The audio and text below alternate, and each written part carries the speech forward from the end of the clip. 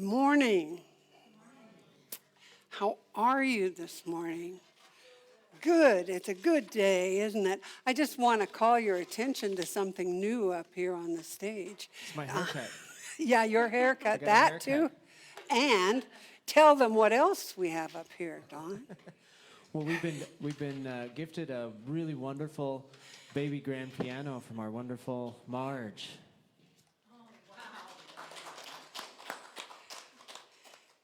And it's beautiful. And the music that's being played on it is beautiful as well. So I just want to welcome everyone here this morning. I don't see anyone who's here for the first time, so I do have welcome packets out in the hall if anyone wants to find out more about us. There are prayer request forms on the back table, and we love to pray here. So if you have something that's heavy on your heart or something you'd like us to celebrate with you, we like to celebrate as well.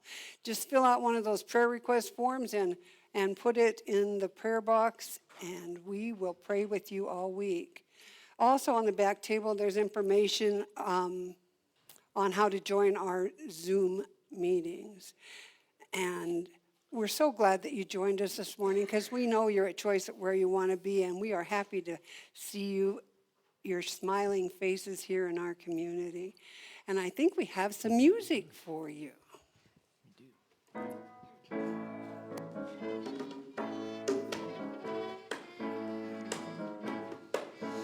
When the night has come and the land is dark and the moon is the only light we'll see. No, I won't be afraid. No, I won't be afraid. Just as long as you stand by me.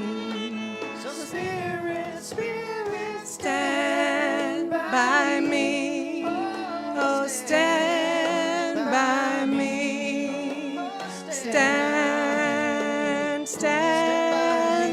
by me. If the sky that we look upon should tumble and fall, or the mountains should crumble to the sea, I won't cry,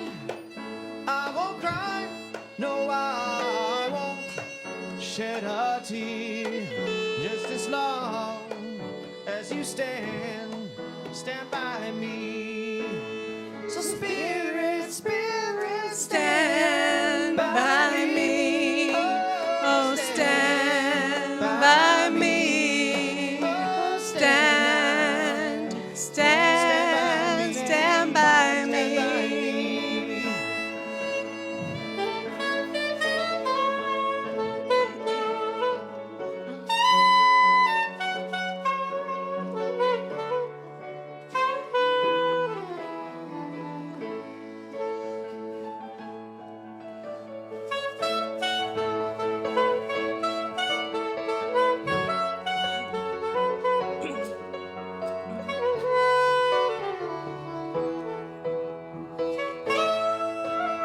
So Spirit, Stand by me. Oh, stand by me. Stand by me. whenever you're in trouble, won't you Stand by me. Stand by me. Stand by me.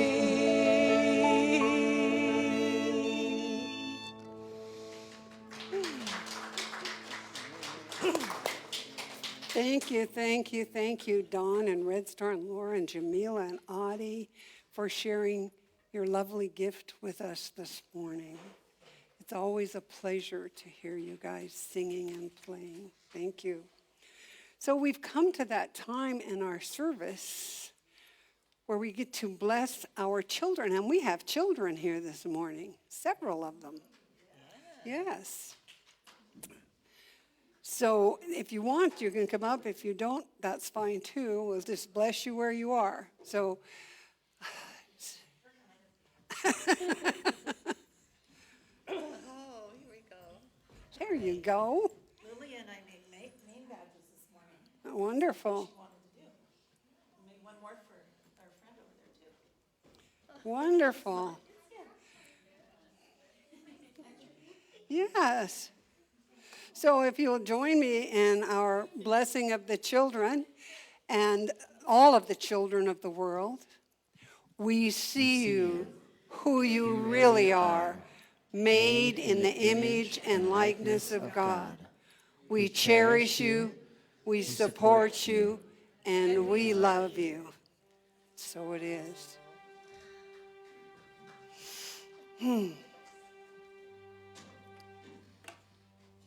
And so in that space of blessing, let us move now within, closing our eyes. Take a deep breath, allow your body to relax. And know with me there is only one life, and that life is God. That life is love. That life is peace and joy. That life is harmony and perfection. There is absolutely nothing outside of God. I am an individualized expression of the divine, and if that is true for me, that is true for everyone here today. An individualized expression of God, whole, perfect, and complete, exactly the way we are right here and right now. So as I speak this word, I speak it knowing that we move through this day and through this week with peace and with joy, with compassion and love, with health and with wholeness. I know that we embrace the abundance that is ours. We open our hands and our hearts to receive all of the good that God has in store for us. And we're grateful. We're grateful for the good. We are grateful for one another. We are grateful for the opportunity that we have to come together in community and to share. I release this word now to the perfect working of the perfect law, which always, always, and only says yes. Please join me in affirming, and so it is. Amen.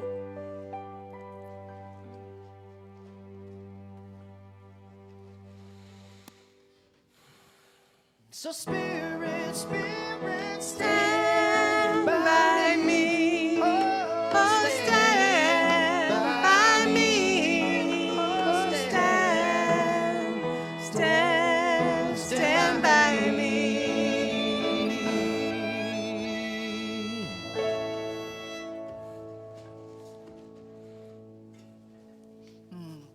Thank you. Thank you so very much. Blessings to our music department. Thank you for everything that you bring to our Sunday service. And Mike, thank you for making this all work so beautifully. Let's give them a hand, yeah. Yes.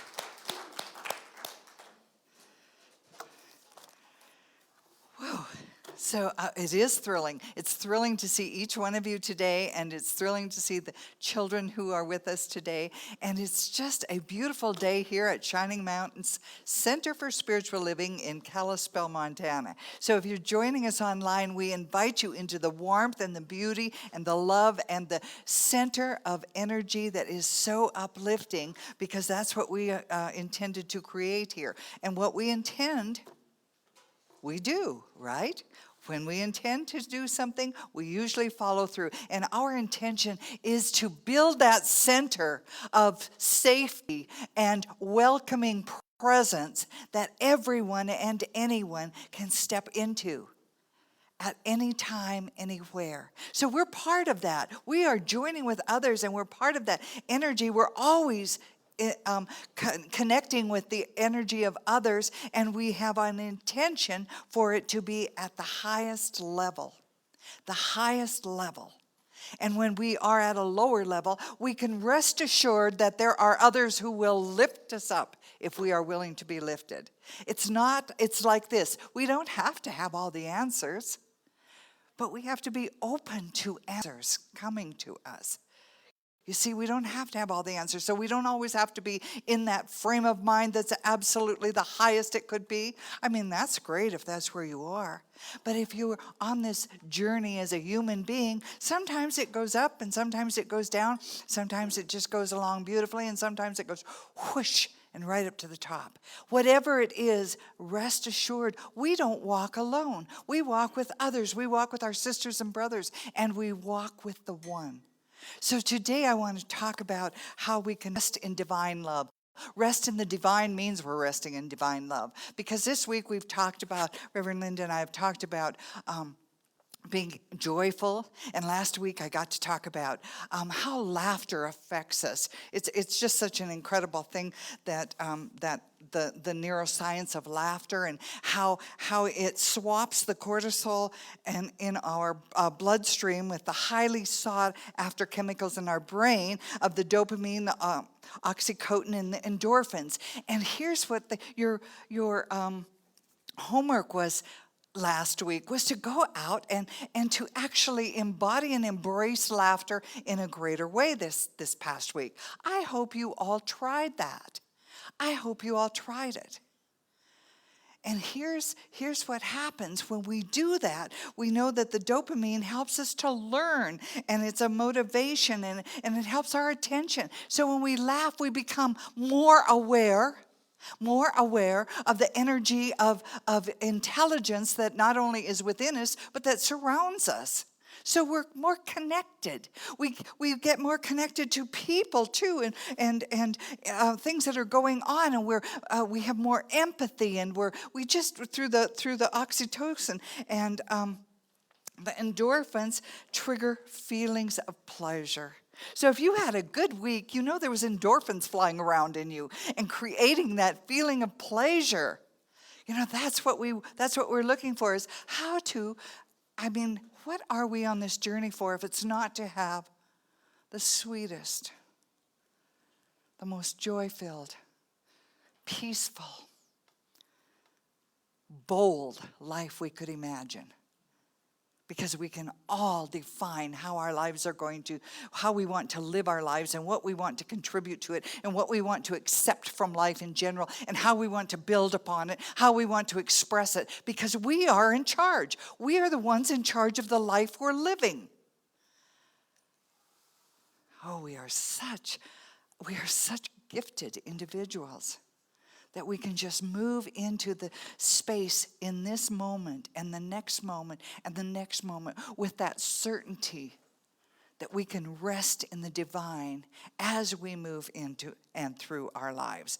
So a moment of laughter allows us to think more clearly and creatively and raises our relatedness with others. So if we want a world that works better for everyone, let's be sure that we include laughter in our daily routine. Laughter, joy, quiet, peaceful thoughts. So what I know is that we were created with the capacity for great joy, great peace, and great freedom. But we get to, and especially I think in this Western culture, we get in the idea that we always have to be busy. We always have to be doing something. We always have to be creating something. We have to be doing more and more. I don't know about you, but when I was young, I remember hearing, idle hands are the work of the devil. If you don't have something to do, this was from my grandmother, I'll give you something to do. You can rest when you go to bed. Things like that. So that affects us in our culture. That affects us.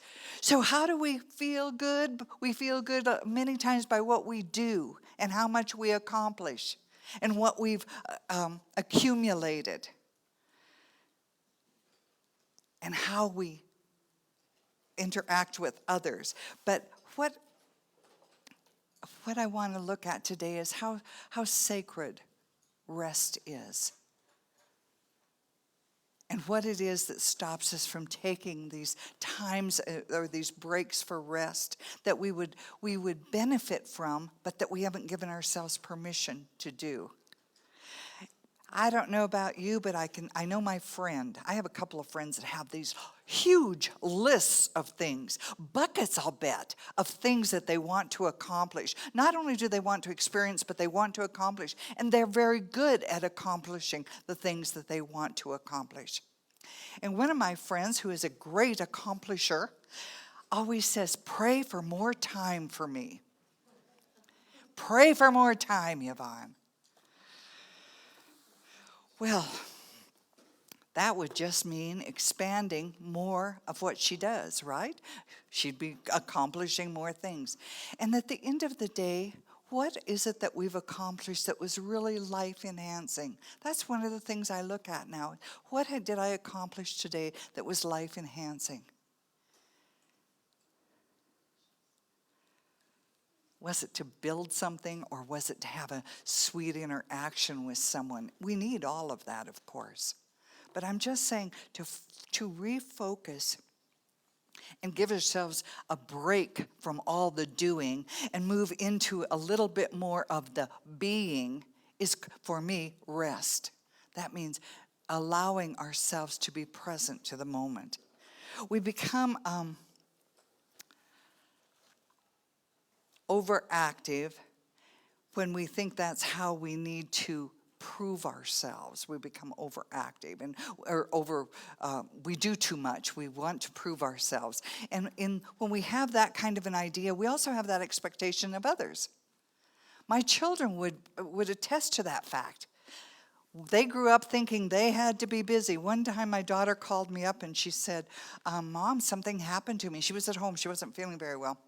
And I said, what do you mean something happened? She said, well, I was sweeping the floor and I woke up and she said, I was on the floor. I'd hit my head. I said, okay, was there any blood? And she said, no. I said, well, did you finish sweeping the floor?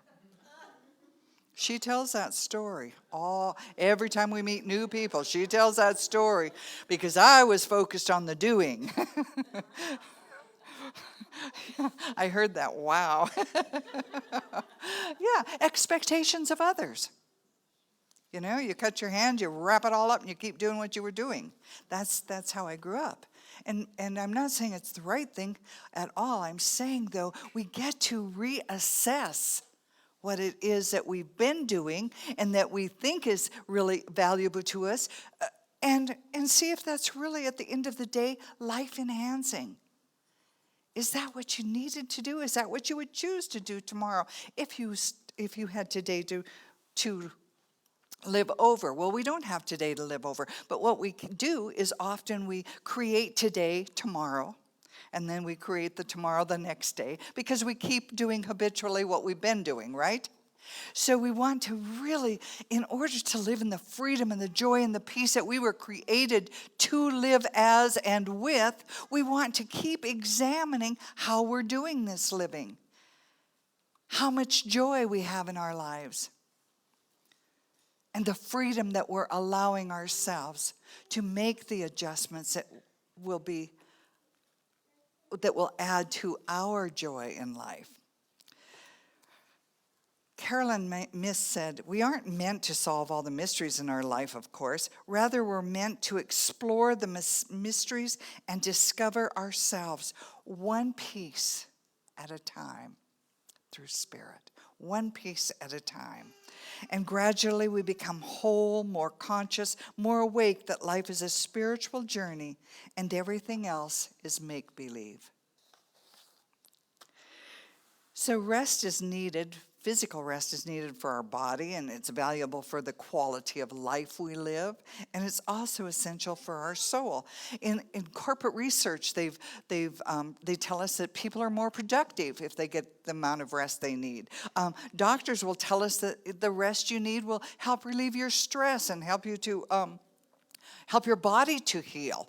And artists even have been have said that it allows us to connect with our inner creativity and problem-solving capacities. I have a couple of friends who are artists, and both of them, and they're wonderful artists, need their own time. They need their own space. And while rest is not necessarily in the bed, the rest is resting from what's going on in the rest of the world. You see? And it allows them to allow their creative nature to come forth.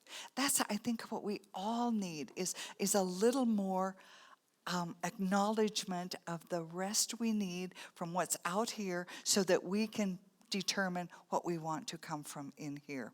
Now, often we will perceive that there's not enough time, or that we need to catch up, or we need to get ahead, or we need to do more, or we need to do the best we can possibly do. Well, that's nice too. But what happens when you don't reach the best you thought you could do? Are you able to just say, I did my best, and I learned from this, or let it go, whatever you choose? Or do you keep hammering at it to get it to work? It's kind of like sewing. If it isn't the best, I rip the seam out, right? So I try it again, I sew some more, and then I see, oh my gosh, I've got the 2 pieces backwards. You rip the seam out again, and then you re-sew it. But there's a point then where I come to where that piece of sewing goes into the recycle bag. And I don't mean I'm giving it to somebody else to do. This is just recycle material. You know what I'm saying? If there's only so much I want to give to it. It's not about not completing what you want to do, but how much do you want to give to what isn't perfect for you or didn't come out exactly the way you wanted it. So the cult of hustle, which is what I think we get caught in, this cult of hustle, that we have to rush around and always be caught up in doing things or belonging to things and creating things, can really also move us into a culture of lack. We haven't got enough. We haven't done enough. We haven't gone enough places. But you know what? In the science of mind, we say there is no lack. There is no lack. There's no lack in this universe. There's enough air, there's enough water, there's enough food. So where does it come from? It comes from our perception, and of course it could come from an experience we're having out here. But how about if we look at the perception we have about lack? My friend, for instance, I need more time. Her perception is then she could accomplish more. How about if this accomplishment that started at 7 a.m. and ended at 10 p.m. was enough? When do we say, I'm enough and I've done enough? And I'm going to allow myself the rest I need. I'm going to allow myself the rest from the stuff that's out here so that that which is within me, which is spirit, can come forth.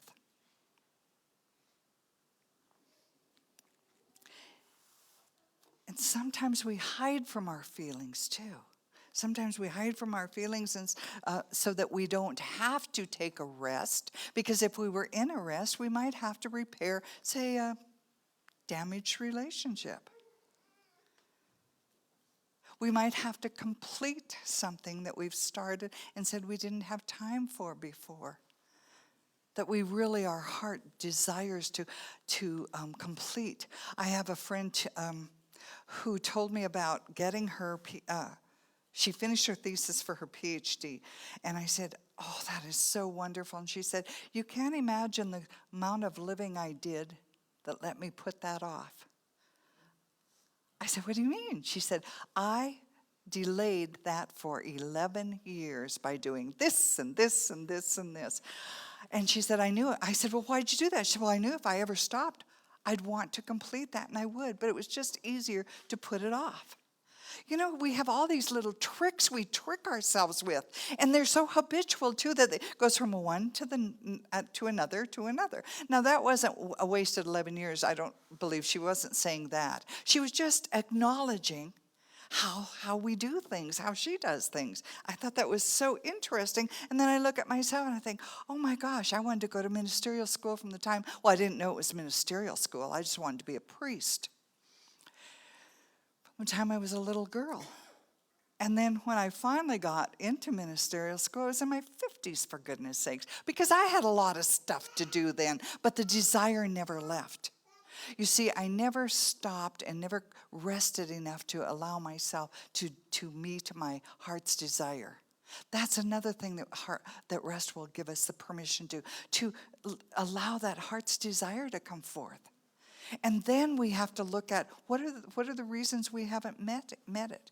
What are the excuses we've used with ourselves? Some are very appropriate at hear this, at a time. But are they appropriate all the time? Are those excuses why we're not living from our heart's desire appropriate for all of the rest of our lives? It doesn't seem so. It doesn't seem so in a universe that supports us in all that we can and will accept. It doesn't seem like it's the right thing in a universe that has no lack in it. It doesn't seem so when we say that we are all connected, therefore we're all supported and living with an energy that will move us forward together. So why would we believe in the stories we've told ourselves about why we couldn't do something or why we couldn't have something or why we aren't something that we think we should be? Brene Brown says it takes courage to say yes, to rest, and to play, and to experience freedom. It takes courage to do that. And we are filled with a boldness that is waiting to come out individually. We are, each one of us, filled with the boldness of spirit. And we can call it forth when we're quiet enough to hear that still small voice, to hear what Spirit within us is speaking to us, as us, and through us. So our theme this year is living in everyday wonder, and nothing's more wonderful than being powerful enough, rested enough, present enough to listen to your soul and move from that place. The truth is that we're all one, and it's all God, and God is all love. So we can start with that. We can move with that. We can say that, as we get up in the morning, we can say, I am the child of God, rising up here in my glory, and I have no idea right now what magnificent things will be presented to me today. I have no idea. And I was on a phone call last night actually, with my daughter, and I said, honey, she's in Connecticut, and I said, honey, so many good things have happened to me this week. And she said, like what? I said, well, and I had to stop, and it feels like almost everything that was a challenge in the last week or last month has resolved itself in such a beautiful way. It's just been wonderful. Did it all go my way? Not necessarily. But I was relieved of the stress of it by recognizing my perception of it. And our perception, I think, is mostly within us. We have the physical stuff that's going on. We have the emotional stuff that's going on. We have, anything that's out here, but the perception of what's going to happen, the idea, the expectation, the fear, the disappointment, whatever it is that's in here, is relieved when we recognize that it is within us. We have the ability within us to allow that to dissipate. Instead of it being a reaction, it can be a response to, well, it appears to be. That's my new mantra is, it appears to be. Instead of, oh my gosh, you know what's happening? Or you know what I heard? Or you know what I lost? It appears to be. It's such a freeing thing when we give ourselves a rest from that idea that our perception is absolute. The only thing it's absolute in is how we're going to experience it, because it's ours. Yeah, that's how it works. So when we recognize there isn't something that has to be taught to us, it's something that we will allow to be unfold that is already within us. It doesn't have to be taught to us. It's within us and it will unfold. It's kind of like the endorphins. You don't direct them one by one. You do something and they come forth, right? You do something and they're activated. They're already there. You didn't create them by laughing. And there's something within you that will allow the freedom and the joy and the peace that you were created as to come forth. And when we recognize this, that's when we become revealers of truth. When we recognize that we have this power within us, we're not creating a power. We're not tapping into a power out there. There's a power within us that we're not separated from.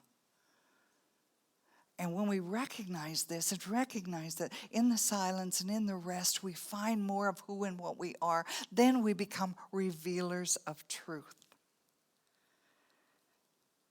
The light carriers. And we will bring more peace that passes all understanding and empowers us to share it with others.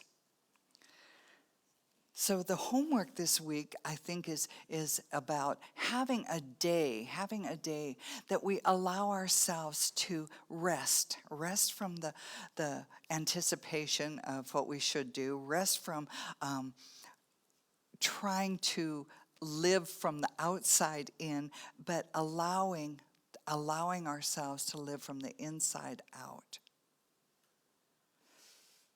And I would even offer up to you to whatever you encounter, your choice, of course, but just consider saying, this appears to be, it's just such a disengaging statement. This appears to be something I could contribute to. This appears to be something I would have been frightened of. You know what I'm saying? It's just a disengaging statement so that we are standing here observing what we are observing. We are observing what we are observing. So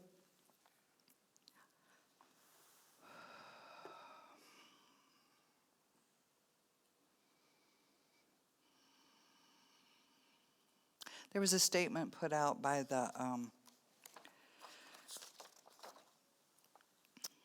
United Nations in their World Happiness Report just this past week.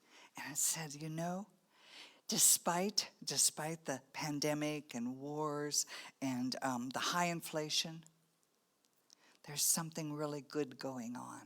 People are helping each other more. People are volunteering more. People are giving more. People are working together. This is not accidental. This is consciousness in a higher consciousness in action. Where people are working together, there's been an intention for a higher good. There's an intention for peace. There's an intention for freedom to be experienced. Where people are working together, there's an intention and a declaration of power.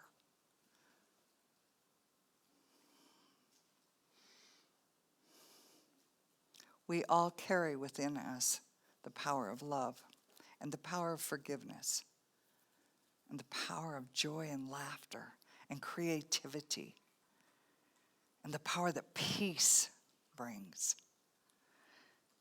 So why would we stop? Why would we stop and not acknowledge that in the peace lies the rest? And in the rest, we will live from the love of Spirit.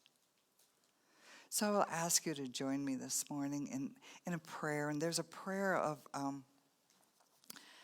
St. Patrick that goes, may the strength of God pilot us. May the wisdom of God instruct us. May the hand of God protect us. And may the word of God direct us.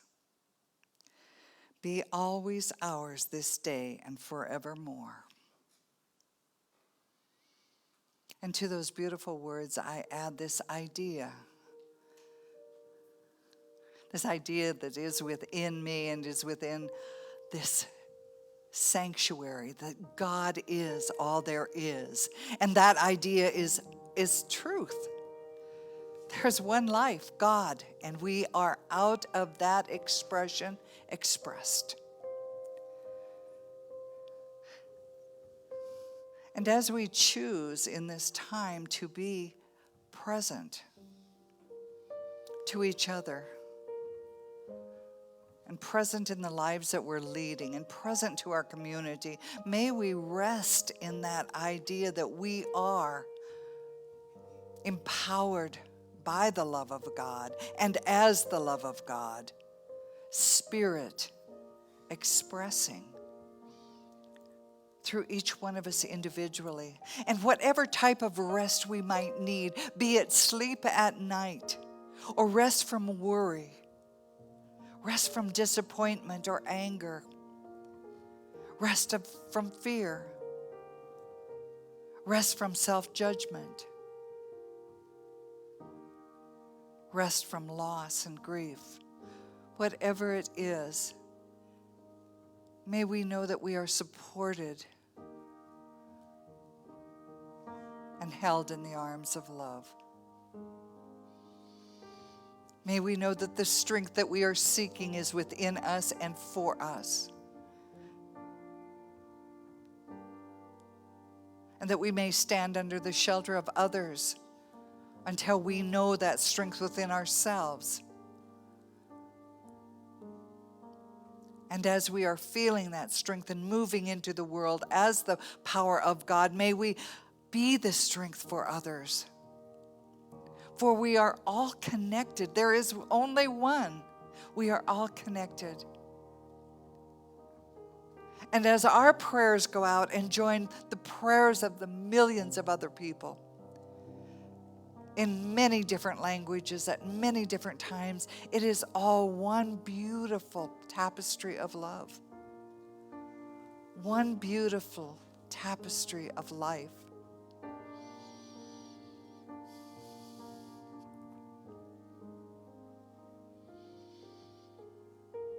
And may we, as we rest in spirit this week, be energized to do that which we want to do that which is calling for us to be done, that we are choosing. May we be energized to be there, to show up in our magnificence.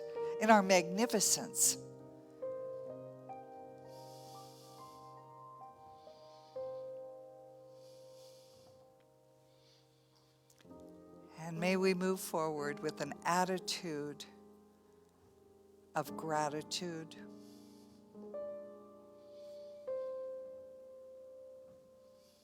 with complete trust in Spirit, to guide us and direct us, in us, as us, and for us. And may we call this good and very good. And so it is. Amen.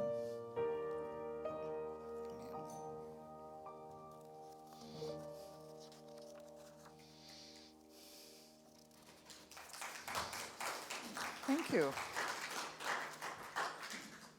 I just want to, while they're coming up, tell you, share this. It's Thich Nhat Hanh, who passed, this year. That beautiful soul said, "We humans have lost the wisdom of genuinely resting and relaxing." I read this to you earlier. We worry too much. We worry too much. We don't allow our bodies to heal, and we don't allow our minds and our hearts to heal. It's very important that we relearn the art of resting and relaxing. Not only does it prevent the onset of many illnesses that develop through chronic tension and worrying, it allows us to clear our minds, focus, and find creative solutions. He was a very wise man.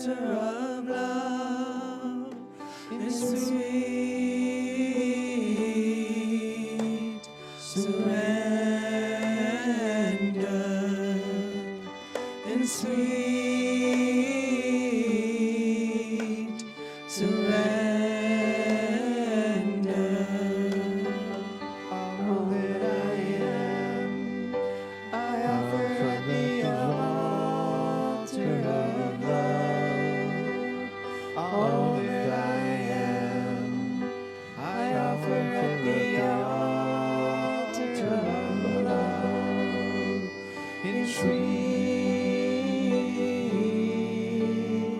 surrender, in sweet surrender. All that I am, I offer at the altar of love. All that I am, I offer at the altar of love. In sweet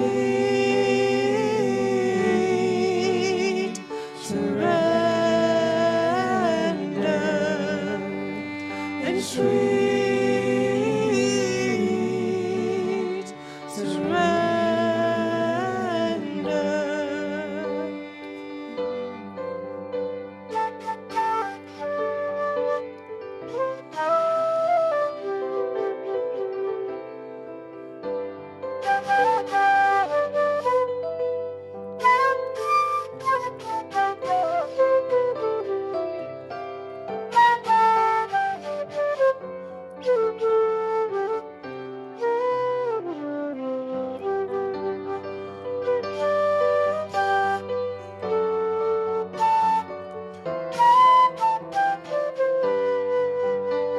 All that I am, I offer at the altar of love. All that I am, I offer at the altar of love. In sweet surrender, in sweet surrender, in sweet surrender, in sweet surrender.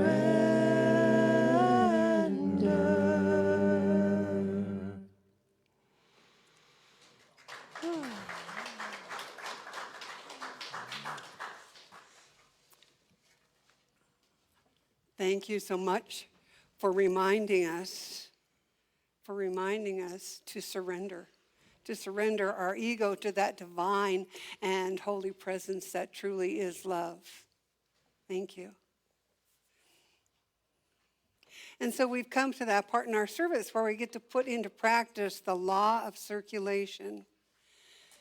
So if you're joining us online, there is a place on our website where you can go to donate. And for those of you here in our sanctuary, there's a basket on the back table. So I'd like to ask you now to take your tithe, your gift, your offering, not only in your hand, but in your heart, and join with me in this prayer of spiritual giving and receiving. Divine love, through me, blesses and multiplies all that I have, all that I give, and all that I receive. Thank you, God, and so it is. So we want to thank everyone who joined us online this week. We love you and we bless you, and we hope you come back to see us again next week. Blessings, many blessings.